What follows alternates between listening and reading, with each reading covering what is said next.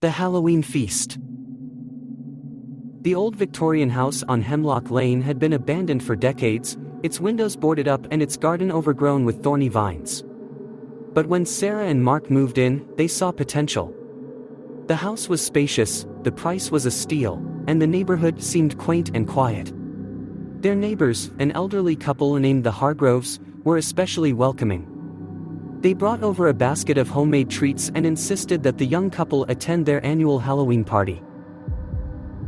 "It's a tradition," Mrs. Hargrove said with a warm smile, her eyes glinting in the dim porch light. "Everyone on the block comes. You'll love it."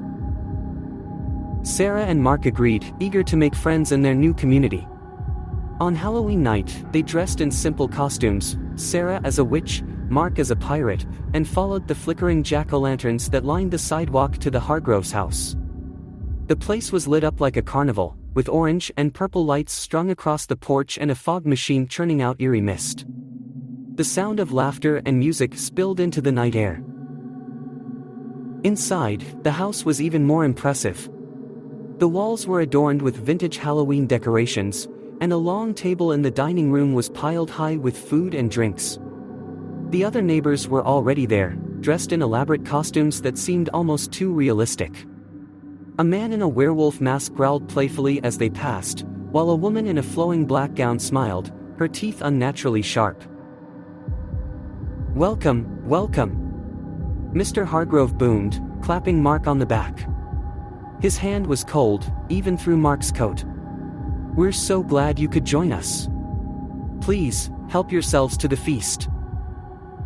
Sarah and Mark mingled, sipping punch and nibbling on hors d'oeuvres.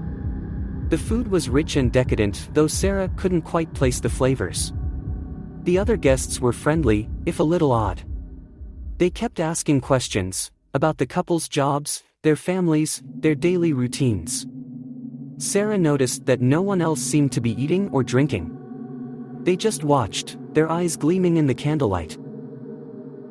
As the night wore on, the atmosphere grew stranger. The music slowed, becoming haunting and melodic. The guests began to dance, their movements fluid and hypnotic. Sarah felt a chill run down her spine as she realized